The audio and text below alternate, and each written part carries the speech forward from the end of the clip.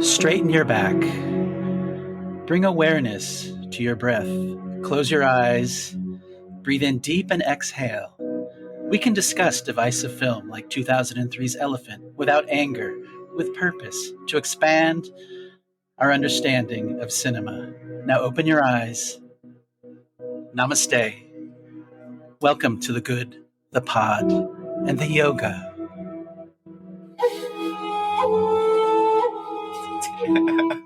Wow. I was just going to do eeny, meeny, miny, mo. That's cinema, baby. Sonny Corleone was a Long Island tough, big eggplant energy, but it wasn't enough. Quattro lived in a belly, but he got one in the brain. My feet exploded, Nessie driving Robocop insane. Clyde had a gun for fighting, Bonnie wanted one for fun. They was only 24 and 25, and she got 26 shots when they died. And there were squibs when they died. There were squibs when they died. Go ahead, Thomas. Oh, okay. I'll do this one. Hello and welcome to season 15 of The Good, the Pod, and the Ugly, a film podcast where we traditionally pair films from the filmography of notable actors or directors. But this season, we're not covering a human being, but a legendary film effect called the Squib. What is a squib? Well, listen to previous episodes. Yeah. We're on a bit of a time crunch. This is Thomas. This is Ken, and we are joined this week by our other Zoomer, Jack. Hi. Hey. And we are just, what are we discussing this week, and what did we pair it with from last week, Thomas? So, yeah, last week we talked Scarface, 1983. This week we're discussing Elephant, 2003. Mm-hmm. The first of two films this season called Elephant that we are talking about. Yes. True. And last week's film and this week's film both came out in a year ending in 3. Ooh. They both, okay. Both Scarface and Elephant. I wanted to say something like we were introduced to somebody's little friend, but I don't think that guy's that much smaller than the other dude. Both use title cards for storytelling, and both we see somebody washing dishes. Whoa. Tony Montano, okay, and then in the cafeteria, both have mobs. These films don't have a lot in common. They both have pets. You know, the dog and it's outside, and the tiger, an elephant, and then the tiger, the large kitty. Yeah. And both somebody watches television that's playing like news footage, maybe. Yeah. And both a package delivered. One, it's a gun, and the other one it's cocaine, but you know it's a package. Yeah. And one, someone is intoxicated and driving when they shouldn't be. And both, a bomb doesn't go off. Oh, wow. And both, somebody uses a landline. Kind of strange for us Zoomers. Yeah. Both, a partner shoots another partner. Right? Wow. Yeah, exactly. And in both, they both have shower scenes, but not like what you're thinking. Oh boy, well done. Thank you. This episode is going to cover something. It's going to cover school shootings. That's what the film's about. It's going to be kind of charged and not overly pleasant. And we'll talk about maybe how the film treats it when we get to reactions. But to kind of lighten the mood, I'm occasionally going to put in some elephant facts. Okay, awesome.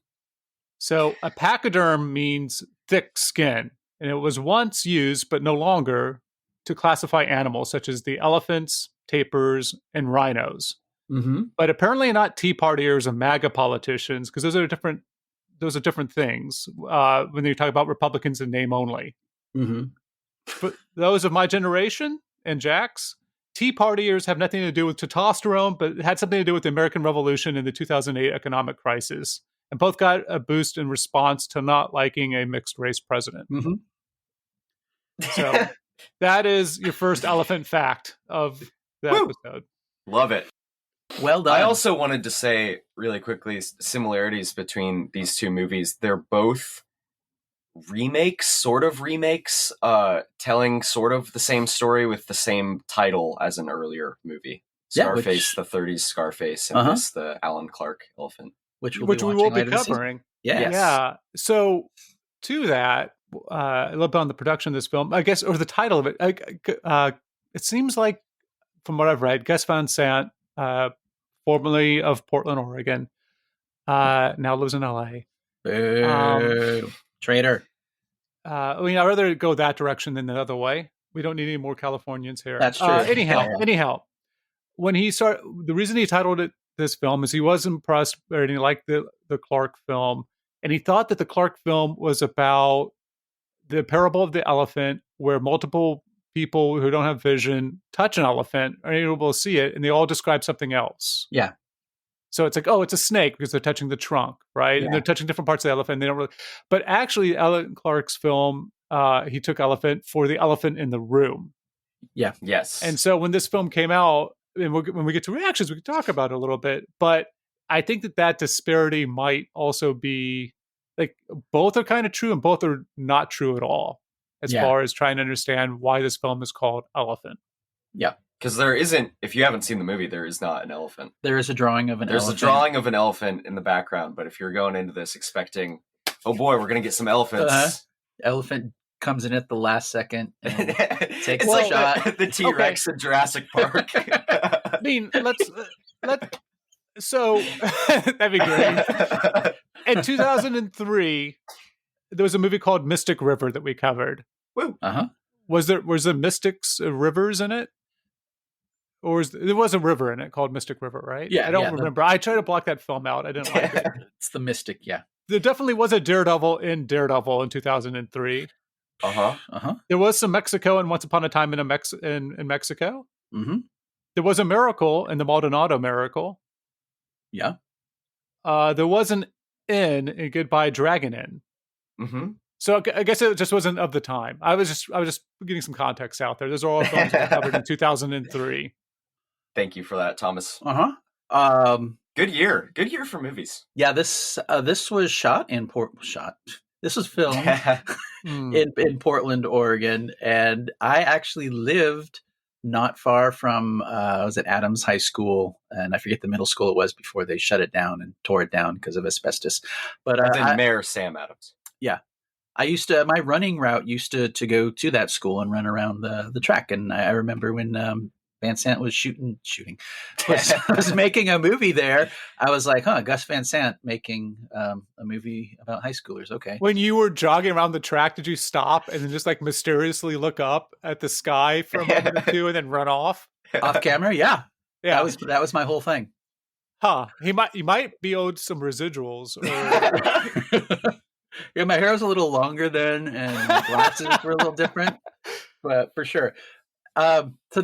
There is a weird nostalgia about watching this movie and that location, because the school's not there anymore. It was shut down when they made the movie. Well, and it's torn down. It's not there at all. Torn down. Yeah. Asbestos is a bitch.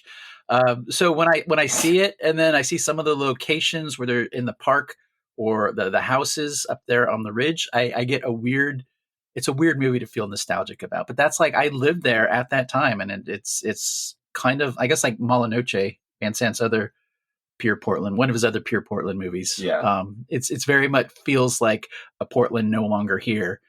This is outside the framework of the story and the narrative, but it's hard for me not to feel nostalgic watching this. So were you legit serious, Ken, in the group text when you said that you were watching the Death Trilogy? Yeah. So yeah. You did? Well, I got through half of Last Days. And if you want to make a movie where somebody kills himself at the end, I think if it turns out he's been watching that movie, it makes sense. And I watched Jerry, the one who made... There's like this loop. Yeah, it's a little bit like The Ring, except for if you just shot yourself after watching The Ring. Yeah, so this was like the fallout from Psycho, and Van Sant kind of retreated a little bit. He, like me at the time, also was really into Bela Tarr, and it was a huge inspiration for how he would go on to make Jerry, this movie we're talking about, Elephant, and then Last Days. A lot of single take shots, a lot of single shots of following people around walking. It's one of my favorite things. I totally love it. Yeah, I watch Jerry, and Jerry is so banal in their characters, but once you kind of get into a vibe and a zone, I totally loved Jerry. I like the weird.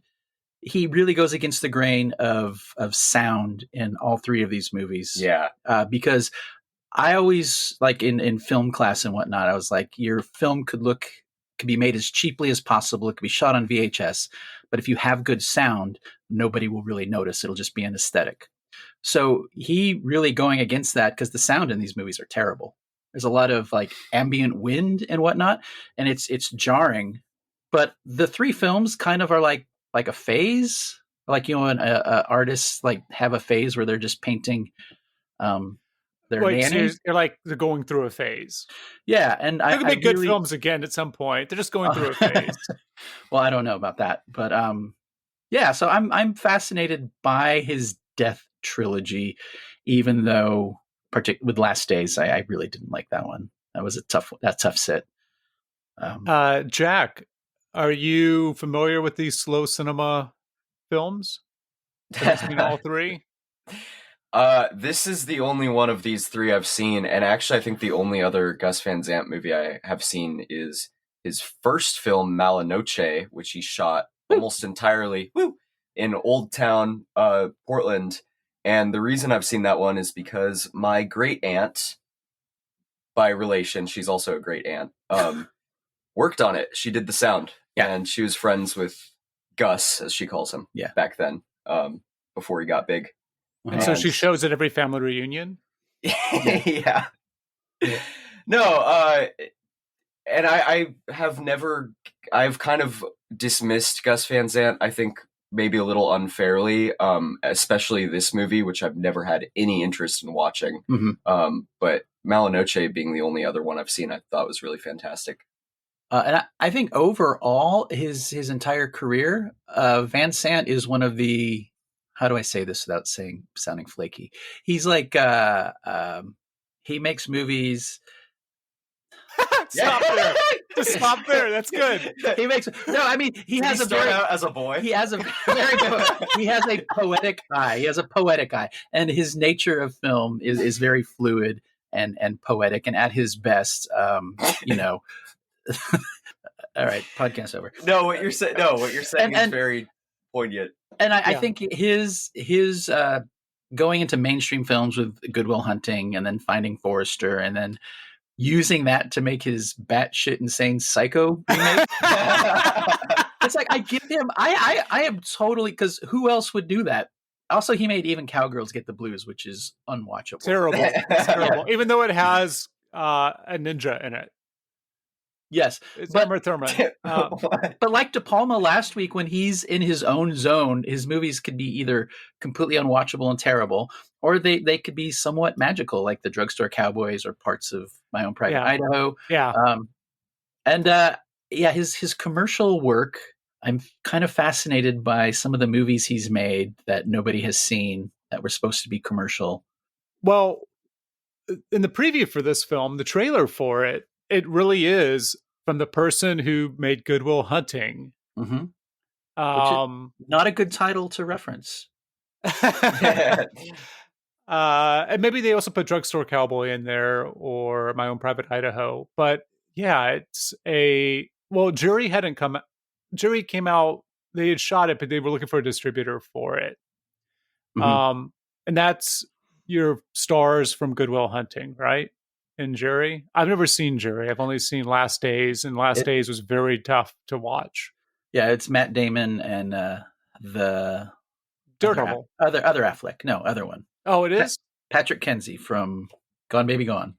Casey. Really? Okay.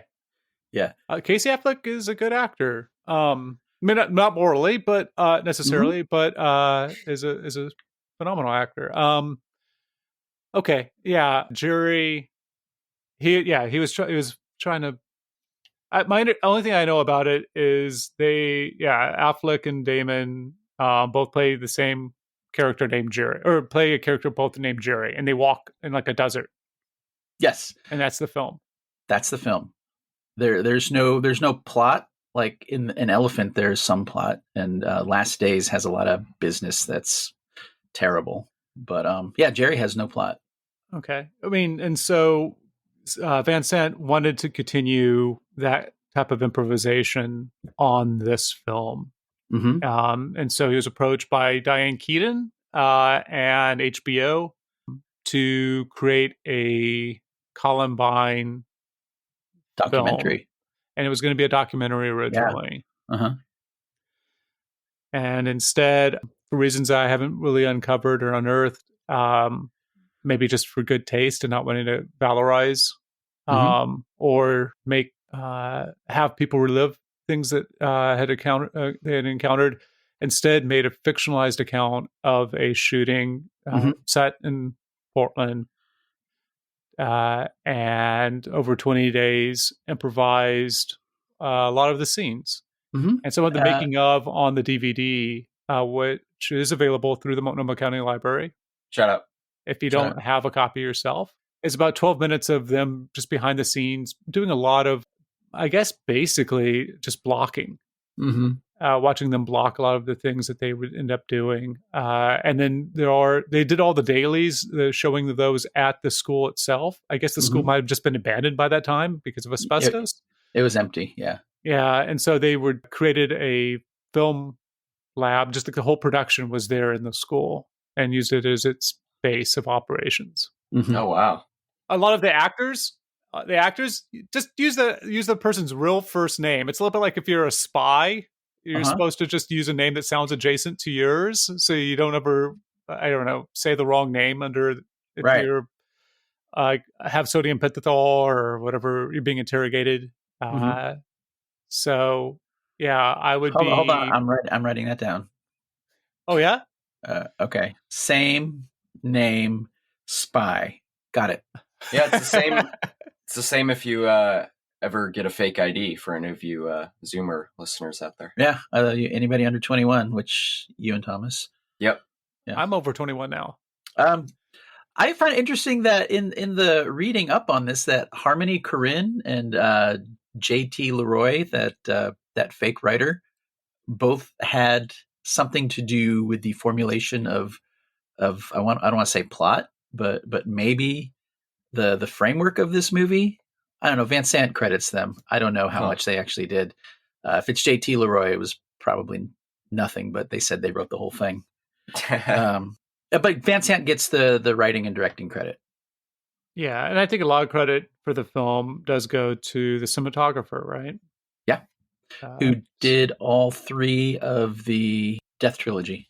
True. But also The Game for Fincher before all that, and then Zodiac eventually with Fincher again. Yeah. Harris Savides. Oh, yeah. Oh, that his Wikipedia. He has a bitchin' scarf. Sure he hasn't worked with Aronofsky? I don't think there's enough. I think it's too much scarf. It's not big enough. It'd be a scarf face all over again. This town's not big enough for both of them. Yeah, that is a crazy fucking scarf. Wow. Savides, you have my respect. What were we talking about? Oh, we're talking about Elephant, the Gus Van Sant film, and the making of it. And, I love Van Sant. Like I said, I think he's one of the strangest, artiest guys who's ever fallen into the mainstream almost accidentally. And how he has used that to get movies made. And then after this, he'll do like Something Park, right? It's like a skateboarder who finds Paranoid Park. Park, yeah. Back to more narrative-based stories. That one's based on a book, and he wrote the adaptation like in 3 or 4 days. Whoa. Okay. Yeah. This is a good break to say I've seen a peanut stand, heard a rubber band. I've seen a needle that winked its eye. But I done seen about everything when I see an elephant fly. The crows from the original Dumbo do not appear in the 2019 remake by Tim Burton. Although Tim Burton's Dumbo does have the director's penguin in it. Huh? Did his penguin get a SAG card? Is that why he did it? It has Jersey Mike's. Danny DeVito? Danny DeVito, yeah. I like how that's the first thing that pops into your head is Jersey Mike's or Danny DeVito. I hope there's another season. I hope there's many more seasons of Always Sunny with him in it. Yeah. Elephant. Elephant is, if you have not seen Elephant, it is a mosaic about numerous characters, and it centers around a school shooting. And we follow people. It goes back in time to follow people from a different character moving through similar sequences, all to get to the point of the movie where, well, it's Squib season, where there's actually a school shooting. And that's why we're talking about this movie. We'll be a little more sensitive about them than in previous episodes. So we're not going to do the... There will be no. No. The awards show. No. Yeah, out of sensitivity, we will be skipping that. Yes. Oh man. Okay. Jack, was this your first time watching this film? Yes. Okay. I think actually, I watched the Alan Clarke Elephant many years ago, and I think out of curiosity, I watched like part of the ending of this movie and was kind of like, whatever, and didn't watch the rest. This is a hugely divisive movie. If you're on Letterboxd, I'm on Letterboxd. Follow me. It's Ken Coral. It's my name. How do you dramatize and make something like this into a somewhat narrative film, where the event is kind of like the suspense is in the event? And it's a pretty dicey one to talk about. Yeah. See, your dog is not happy with it. Oh. Yeah, I think there was a doorbell in it, and my dog hates doorbells. First viewing, Ken? Calm down, Roscoe. Calm down. Take a deep breath, buddy. All right. Everybody, crisscross applesauce. Meeny, meeny, miny, mo. Meeny, meeny, miny, mo. Now, if we could talk about our feelings of this film and its background. Open your eyes, take a deep breath, and speak. All right. Okay. Because of the structure of this film, where we start off with John in the car with his dad, drunk, driving, the dad, not the son, and he has to like replace him, and then go over to Elias, who's taking photographs, and then to Carrie, and Nathan, who are the cute couple who are signing themselves out of school to go do something. Maybe she's pregnant. It's unknown. To the cute girls that they walk past, to all these. Like, do you have assuming that there are characters in this film, do you have a favorite character, or assuming that it might be storylines? Do you have a favorite storyline? I mean, or is that not the point of the film? I don't think it's the point of the film. I mean, obviously the kid with the bull yellow shirt, that's a almost iconic shirt at this point. He kind of pops out just because of that shirt. Yeah. So yeah, the kid with the shirt. Yeah, same. To answer your question. All the guys in this are gorgeous. Just by the way, like they're all very attractive. Yeah. I would have been too young at the time, but I wish I was that attractive. That's all I was going to say. School shootings. That's it. That's all I say. No, I think it's weird. I sent you guys that link of how school shootings have been treated in films. A lot of it subsequent to this movie, and how either out of sensitivity or maybe just a failure to be able to address why they keep happening in this country. We're talking about almost 1,000 school shootings since this movie came out. A lot of the school shooting movies that have come out the last 15 years or so are aftermath movies. So it's like grief porn of what happens after the effect, which, if that's your thing, cool. But they don't, nobody really addresses the root cause. It's like we've all kind of accepted that they're going to happen and moved on. And both of you guys are the first generation to like have school shooting emergency. Right? Yeah. Didn't you guys have to plan for a school shooting at school? Yeah, It's like well, a fire drill or whatever. Yeah.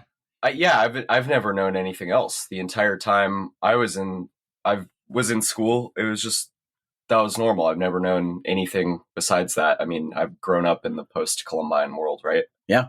My spouse, who's a little bit older than me, said that it used to not be like TSA to go to school. Like, Yeah. it used to be a little bit more like the airports are a little bit more like the school, or the school are a little bit more like the airport. So we'd have to go through a metal detector. Mm-hmm. Yeah.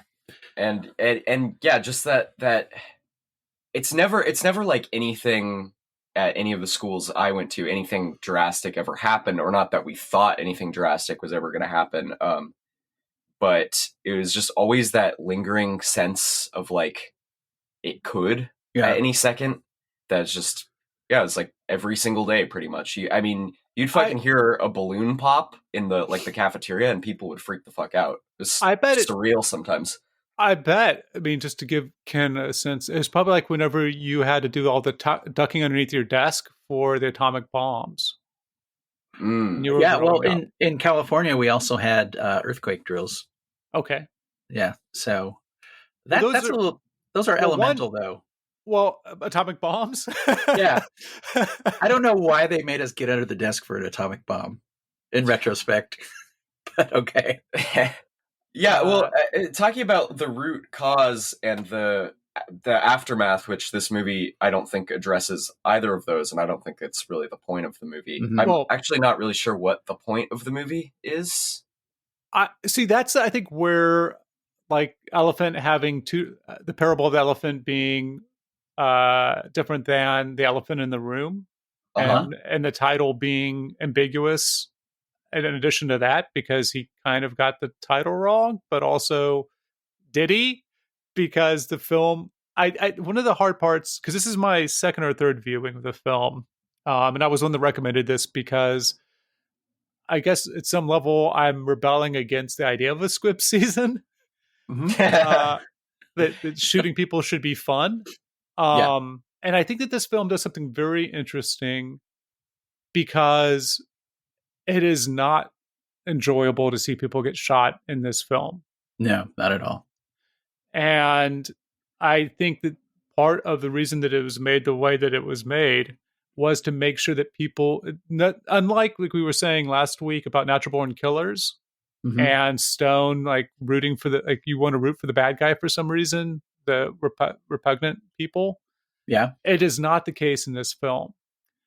The hard thing that I bump up against over and over again is whether or not he's trying to attribute causes or not in the film. And that's where it feels like he is. The first time I watched it, the second time I watched it, I just felt like it was more things adjacent to what are supposed to be realistic characters' lives. If you're a shooter, this is some things that you might be doing, such as playing the piano. Or playing the video game based on Jerry. No. It is. When they're shooting people in the desert, that's Jerry, the movie. Or it's a video game based on it. Huh. Okay. Where they just flip over and stick head down in the sand? Yes. Okay. That doesn't happen in the movie. But. Oh, I haven't seen Jerry. Spoilers. And so I think that that's the hard part about this film. And how about for you, Ken? Like, how did you? I'm sorry. Did you say that you'd seen this before? Yeah. I saw it when it originally came out on video, 2004, 2005, maybe. Probably got it through Netflix in the mail. Shout out. Okay. R.I.P. The mail or Netflix? Yes. That. Yeah, I had the same feeling because by the time I watched it, I wasn't living in that neighborhood anymore, and it shouldn't be a movie that fills me with a weird nostalgia because there's nothing, fun and nostalgic about this movie. Although, most people always think about stuff in the past as being better. Maybe it being worse is a good thing. Yeah, but how does watching it back then change rather than watching it 20 years on when we've had 20 years of school shootings? Well, that's I was thinking about that because it seems like an abdication of artists in film that they just don't make movies about actual shootings anymore. It's either a thriller or a horror movie or the aftermath.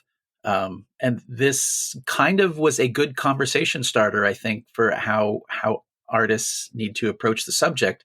And I think Hollywood and filmmakers in general just abdicated their responsibility as artists to not have taken it any further than this. I think this film is a great conversation starter for how do we deal with this as a reflection of our society. And then I don't think anybody's done shit since. And that's not to talk too much about the other elephant, which we will talk about later in this season, but that's exactly, I think, what Alan Clarke's original intention with that movie was too, because that has less of a plot than even this. Yeah. Somehow, yeah.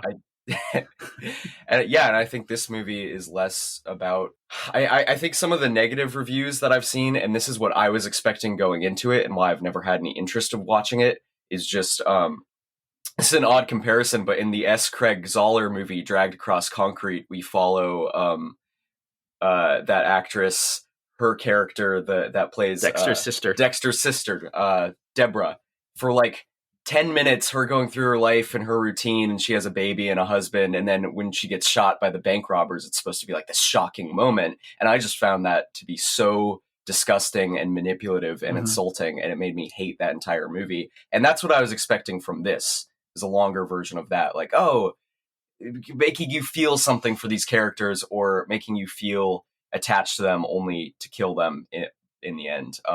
And I don't think that's what this is at all. I mean, this to me is just like the ultimate, maybe that speaks to the improv, but this is like just the ultimate slice of life movie. And so much of it just reminded me, also kind of filled me with nostalgia. This is nothing like the high school I went to, but so much of it was like, just, yeah, this is what you do. This is what you do in high school. You'd be out in the field, and then you'd walk through the hallway, and you'd be in the dark room, and you'd have this innocuous little chit chat with people that you'd pass in the hallway. And it just seems like this is just the ultimate fly on the wall movie. I think it's fortunate that it's 81 minutes long. Yes. It would be kind of insufferable if it was any longer. It does feel like the Clarke movie, if I'm right, is under an hour, but I might be misremembering that. Yes.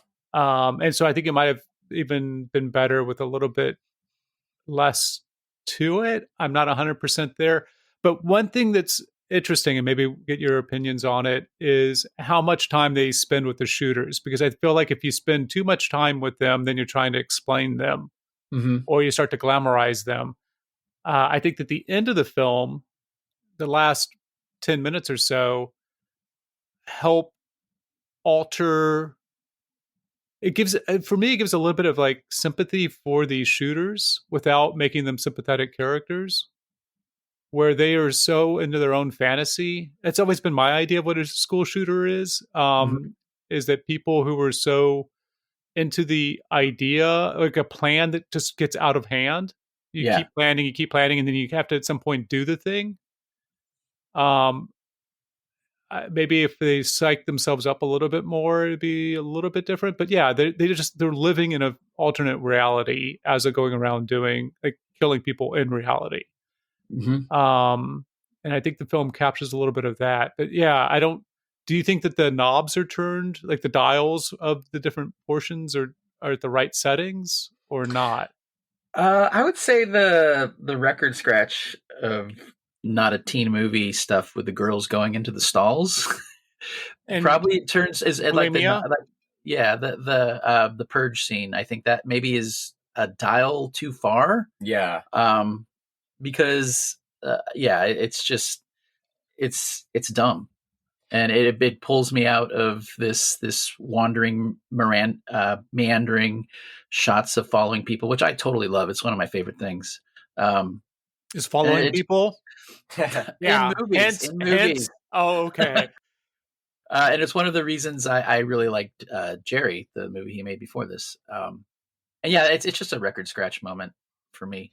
Yeah, that and the other two things I was a little confused by, and maybe this is to your point, Thomas, about going a little too far trying to explain them, is the first person shooter thing. I don't really love. I don't think it's entirely necessary. I don't think it's For the taking a video moral, game, or what are you talking about? Yeah, with the video game. I don't think Okay. it's necessarily like taking a moral stance on it at all, but it just seems a little too far, and it's a little distracting. And then the other thing is them showering together. Yeah. That to me was a bit of a record scratch. I think that's the other record scratch for me in the narrative, that maybe the dial turned a little bit too much. And those scenes are literally like 10 seconds a piece. If they had cut 20 seconds out of this movie, it might be a different discussion. But they really stand out. They seem a bit... Yeah, I definitely, the first time I watched it, I bumped up against him playing the video game. I think the second watch or third watch, the most recent one for this, the one I did this week, it is interesting that they're not playing against each other or together. It's just one of them killing time. And it's kind of, it's not anodyne, but it's pretty toothless. Yeah. The shooting people, because it is like they flip upside down and go into the sand. And so it doesn't feel like, the first time I watched, I thought that it was supposed to be causal. And this time watching it, it seemed to me adjacent, where it's like, okay, they didn't necessarily cause it, but it's not helping anything. It's just part of who these kids would be. Because the other one's playing a piano piece the entire time. And I think Midnight Sonata, right? Which could be the actual cause. Who's to say? But this time I didn't pick up. I mean, the first time I didn't pick up on it just because there's a little bit of distance between the two in time. But the only time they really have like a classroom scene where they're talking about anything is like this round table, which might be a club, but it doesn't seem like you really have a club during the middle of the day. But it's like this round circle of people talking about whether or not you could tell if somebody's gay on the street. Yeah. And I figured that was like a GSA type situation. And also something that you could not do in school probably in 2025, unfortunately. But in 2024 and prior, yes. So I think that like it seems like those two scenes might be linked just because it's not expected. But it is interesting because like he crashes there, like the two boys crash together, it seems like, because the mom's like, if you don't like my cooking, go, like there's other places where you can eat breakfast. The Charlie Brown parents. Yeah.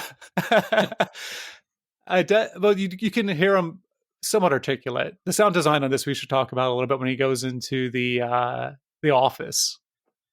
The cacophony of that. But it's not Charlie Brown where it's just like womp womp womp womp. It's just you don't see above their navels. Yes. But it seems like they're like might be boyfriends and known to be boyfriends, which would be a different story than just how I saw it the first time. Well, when they get in the shower, they one of them says, "I've never kissed anyone before." Oh, really? Yeah. Okay. And then they kiss, and then he's like, "Well, cross that one off." Yeah, that to me seemed like a step too far in trying to explain how lonely both of them are, which I think that comes off perfectly fine without that, and that just seems a little, I don't know, playing to the cheap seats or something. Yeah, and also, I mean, the girl, the nerdy girl who is also bullied and doesn't become a school shooter is a good contrast with those two, because she's kind of in the similar. She's my favorite character. Yeah, she's just, I mean, there's no explanation of why she's not wearing shorts, just because she's whatever reason that she's a teenager. People always make fun of her. So I think that the film is best with her. So she's we're introduced to her whenever we're actually being introduced to the It couple, because she runs in the foreground. We're not too sure what the focus is. We have it's a field and people are playing football and there's track going on, and she runs by and stops and looks up the clouds and then runs off. As part of like a class. And then we see her in the background a few different times. And then we follow her eventually later on. Yeah. And her whole deal is that her coach is telling her that she needs to wear shorts like the other students. And she's like, just kind of like mumbling yes and okay. And she doesn't shower. And she goes to the library and is helping shelve some stuff. And we when we cut back to the two shooters, eventually in part of the rampage, she's the first person killed. Yeah. Yeah. And the photographer is the second who takes a picture of them right before, which I believe is taken from Columbine. Yeah, that whole library scene is pretty accurate to the actual shooting as far as I can recall. Yeah, and the bomb's not going off is also pretty accurate. I just really like her as a character. She's the only one that wears glasses. It made me wonder if maybe screens are causing us to go blind, because everybody on this podcast wears glasses. They didn't do that in the past. Scarface, no glasses. Zero. This movie, you start to have one person with glasses. Actually, the El Terminator in Scarface wears sunglasses are the not prescription. Okay. We don't know. Maybe they are. Maybe he broke his regular prescription glasses. His sunglasses are prescription, and that's why he's wearing them in Scarface. I don't know why we're talking about Scarface. I think we just need to break the tension. So, look, there's no scientific evidence of elephants being afraid of mice. It is believed that the myth came from their poor eyesight and being afraid of activity around their feet, the so-called Irma Thurman phenomena, after the notoriously nearsighted star of 1997's Batman and Robin experienced oddity on the sets of Pulp Fiction and Kill Bill's Volume 1 and 2. Whoa. That was a good one. I could tell. Yeah. By your response. I'm not yawning because it was boring. I'm yawning because I'm tired. Or maybe column A and lower column B. It's time to breathe in and breathe out, guys. Close your eyes. Out of sensitivity to the subject matter, we will not be discussing best squibs, worst squibs, or really squibs at all. We hope the rest of the conversation we've had and will continue to have of this film brings you peace. What was the best squib in Django? What'd you guys decide on? Dick Squib. Oh, really? Yes. Right? Didn't we just Yeah. Okay. Not to do a sharp left turn from sensitivity to Dick Squibs. But yes, it was the Dick Squib. So I think that there's one version of this film, or like one of the reasons of like watching it, because I don't think anyone goes into watching Elephant thinking that it's going to be about Dumbo. I think that they understand that they're going to watch a film about a school shooting, and then so it's a matter of when and how, right? And so I just watched yesterday Final Destination Bloodlines. Woo! 2 thumbs up.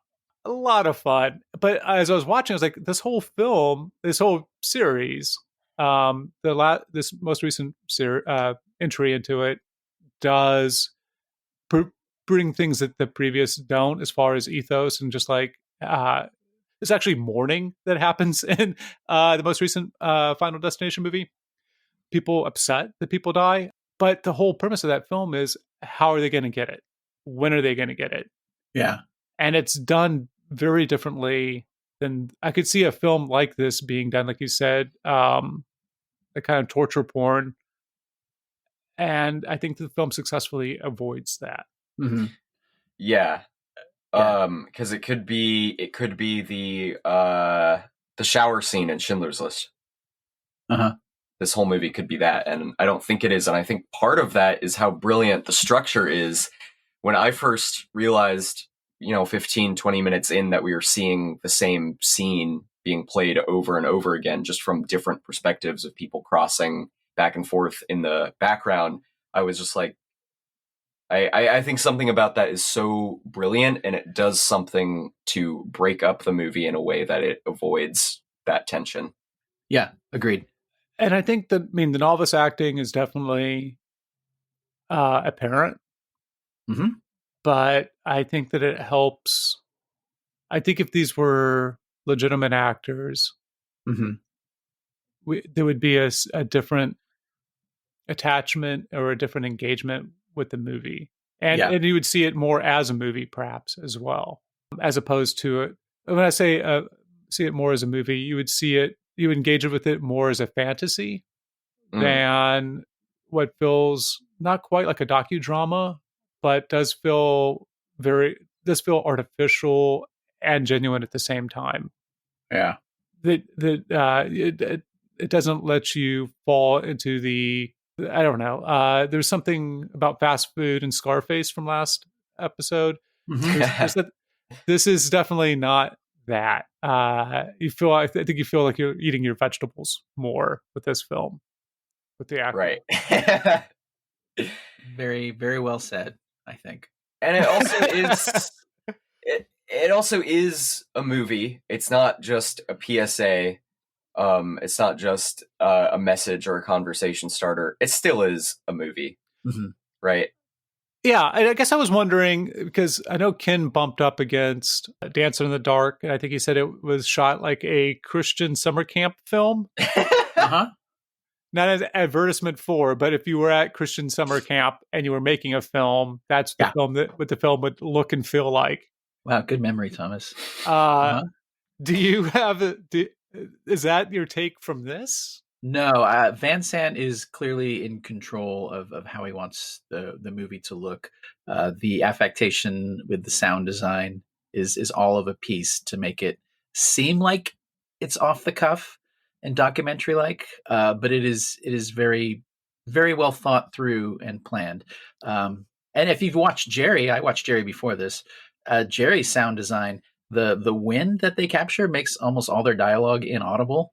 But it sounds like when you're out in the desert hiking and it's really windy. It fucking sucks. But this one, it's toned down a little bit.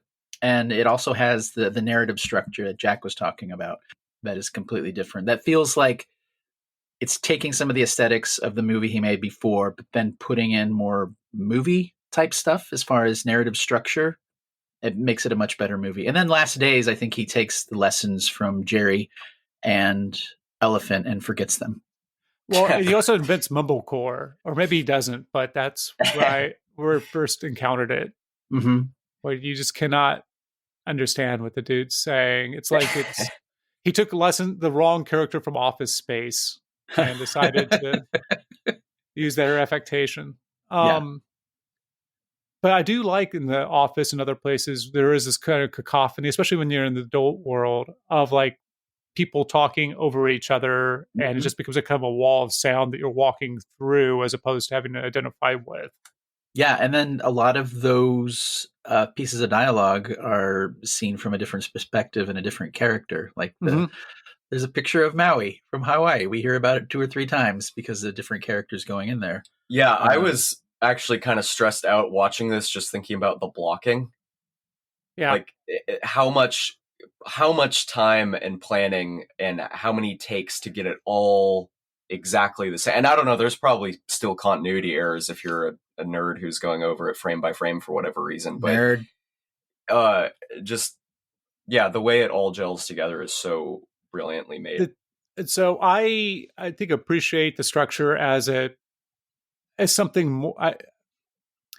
As something more than I wouldn't want to see this just be episodic and not have that overlap. I think that adds to it, actually makes it more of a film or closer to a film. The slow-mo is interesting this time. I didn't see it or clock it the first time, but there's multiple times where he'll go to slow motion. Yeah. And it seems like it's almost subjective to the character thinking about how cool they are at that time. Because it's like with the dog, or whenever the hot dude's walking past the 3 girls, it goes into slow motion, and then there might be a time during the shooting that one of them goes into slow motion because it's like their internal world. Yeah, which is okay, but it seemed like it did take me out a little bit on this, like seeing it this time. That I'd rather everything just be at its own speed. But the thing that bothers me is the timeline doesn't quite work to my mind, because the blonde kid is seen by the 3 girls leaving school, and that's when he sees that dog. But they just saw the dude who's signing himself out of school moments earlier with the girlfriend. And so the blonde dude, sometime between those 2 moments, also stops and has a cry, and like and slaps his butt in front of the camera. And so I'm not right where the guy is taking the photo and we get to see him slap his butt 3 different times. Yeah. So it doesn't, like, I don't know if the timeline actually works with the blonde dude. I think he does more than what the timeline would allow him to do. Maybe he has like a turnstile. Temporal pincer movement. That Thomas, I explains think it all. you're the nerd going over it. Frame by frame. It's like that Simpsons. Oh, I hope someone got fired for that error. What I was actually hoping for, what I thought would be great, probably the wrong film for it, but maybe the perfect film for it. In First Blood, where they had metavision, and you could pull up a map for where everybody was. Just leave out the crosshairs on this. Oh my god, dude! You are definitely going to hell for that. It's a film. This is not real. Yeah, but here's the question, though: if you do take out the violence, this is an unwatchable film, right? Like if there was no shooter at the end, this is not a movie. Right. Yeah, I mean, I would still enjoy it like the same way that maybe I enjoy like Frederick Wiseman movies, but it would be more of an aimless experiment, I think. And maybe that's one of the points of the movie, is that the violence at the end makes it a movie, and that's the only reason anyone's going to watch it. That's a good point. Much like Scarface, though, I mean, any movie like this with the representation of school shooters, I guess you run the risk of making them seem cool. So I think that's what's interesting. Then is that if we just take them after, like them driving to school to have everything happen, he shoots his buddy while he like asks his buddy something like, "How'd you do?" And they're like bragging about, or like upset about the ones that got away, or bragging a little bit, and he just shoots them. Yeah. And I think that turn helps deflate or change the tone of what we've already seen that's been a little wild. Like at one point he says, most importantly, have fun. Yeah. And it's like, who are these kids to each other? Like, what are they, like, what's going on in their heads for what they're about to do? I think that the treatment of them after post shower scene, the mundanity of it, and like the banality of what they're doing, and the cold heartedness to each other and to the world around them, makes it very hard to want to emulate. Yeah. Which I think is a great part of the film. Like it is the only way to make this type of film. A really difficult line creatively to get to. And this won the Palme d'Or, didn't it? And Van Sant won the Best Director at Cannes. No way. Further proof that movies that do well at Cannes have very little traction when they appear over here in the States. Yeah, it was a big deal. Wow. So fuck this guy for the title, but I am interested in I do think this might be a good point. And he didn't write the title; his editor probably did for Slate. But David Edelstein, after seeing this, wrote a piece called "The Kids in the Hall," which don't call it that. No. What is wrong with you? Wrong. Oh boy! And this is pretty much the end of the piece, if I recall correctly. Elephant won the top prize at Cannes this year. Some critics have held it as a masterpiece, others regard it as an obscenity. I think it's a tantalizing collage. You need to complete it in your head, but whether that movie bears any resemblance to the one that Van Sant intended is anyone's guess. So it sounds like it worked for him. Well said. Isn't that what Van Sant wanted?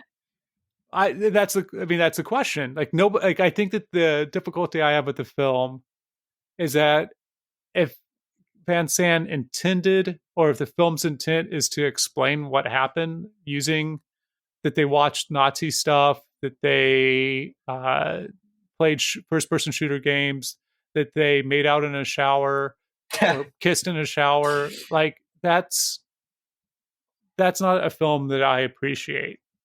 And so, and I'm also not sure why it's exactly in the film. If that's not the reason. Do you like this movie? I don't know. I think you take out the shower scene and the girls barfing, and I think this is a darn near perfect movie for me. I love movies that follow people around. I love no. I love that's what you love. I love following people. No, and the what it captures, obviously the personal connection of having lived in the area when they made the film, probably makes me like it even a little more. Yeah. I just wish that the lead paint humor of the stalls is really off, and then the shower stuff, I can't really make heads or tails of why it's in there. This isn't a big bump because it's kind of in the background, but like the guy who's washing dishes in the cafeteria takes a break to go smoke a doobie in like the hallway of the school with somebody else. Yeah. And it's you'd be able to smell that. Yeah, they're fired immediately. Like, I guess they didn't have vape pens back then, but that's the way to do it. And so like an opening with the dad being drunk driving and the son has to take over, it makes sense for like it being a movie. But those things feel elevated beyond reality in a movie that wants to my mind, be boring and about reality. Yeah, I mean, that's the thing with Van Sant is you have one of the most beautiful relationship movies between two young men in My Own Private Idaho, and then he has like Flea speaking Shakespeare at the same time. It's like there's part of Van Sant that just kind of can't help himself on some level narratively. It's the part of him that he went full bore for. Even Cowgirls Get the Blues, one of the most unwatchable movies ever made. From a mediocre book. And sometimes it could be the fingerprint that we all talk about that, is, and then sometimes it's just a record scratch. And that's what I love about Van Sant is that like at his best, he's also at his worst sometimes. Well said. Well, while the idea of pink elephants as a symptom of delirium tremors for alcoholics likely got its start in Jack London's 1913 novel, John Barleycorn, making reference to the hallucination of blue mice and pink elephants. Albino elephants that appear pink are both real in nature, with instances of albino elephants, but also in the early 2010 heydays for breast cancer awareness. Mm-hmm. Right on. That's the end of my elephant facts for this episode. Yeah, I've already finished our meditation, so no more yoga. This was a tough one to get through, not because it's a terrible film, but it is more than anything else I could think of at this immediate moment. It's a very dicey subject. Yeah. One of the diciest. Finely chopped, even. Jack, you like this movie then? I thought it was fantastic. Very good.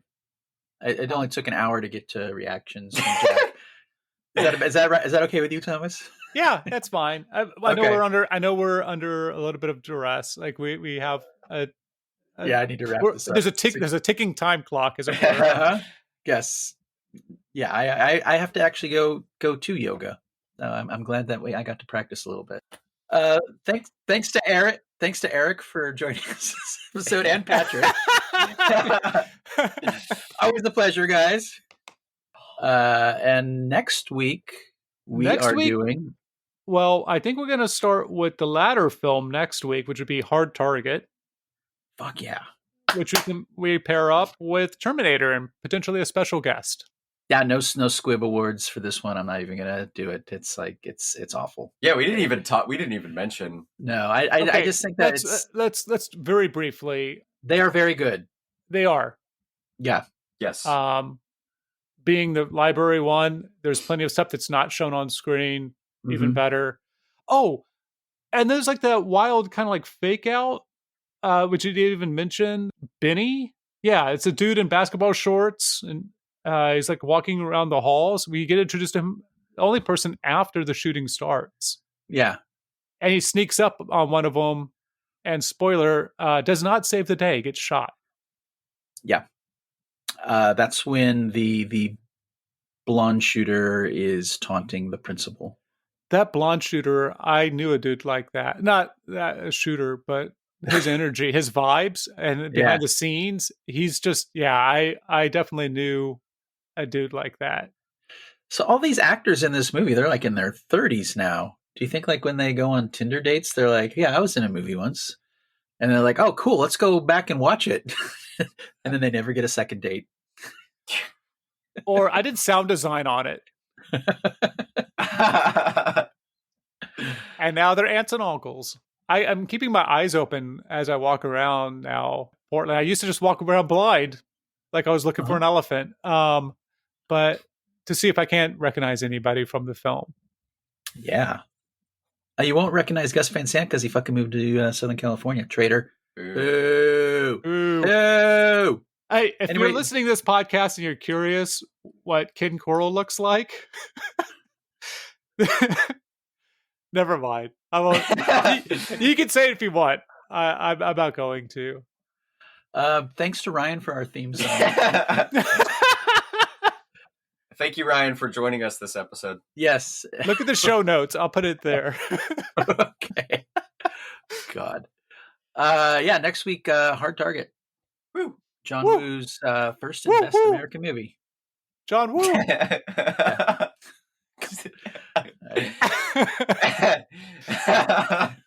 Thank you both for watching this film, which I put in there because I don't like violence.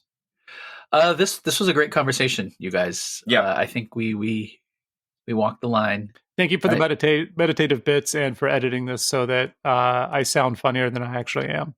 Okay, it's a full-time job. And namaste. Namaste. I'm gonna go. There were squibs when they died, yeah, they made a big mess when they died.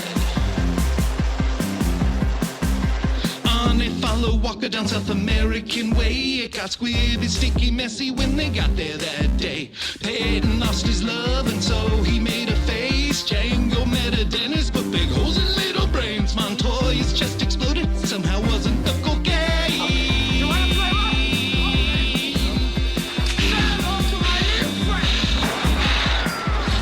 Squibs when they died.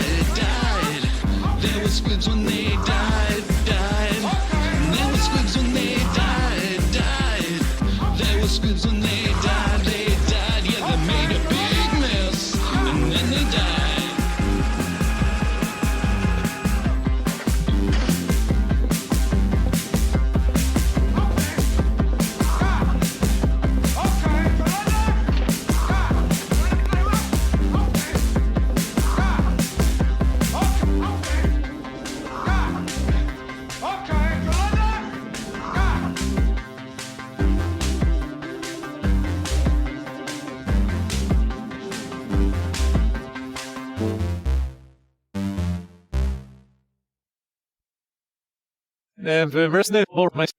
Very, very well said, I think.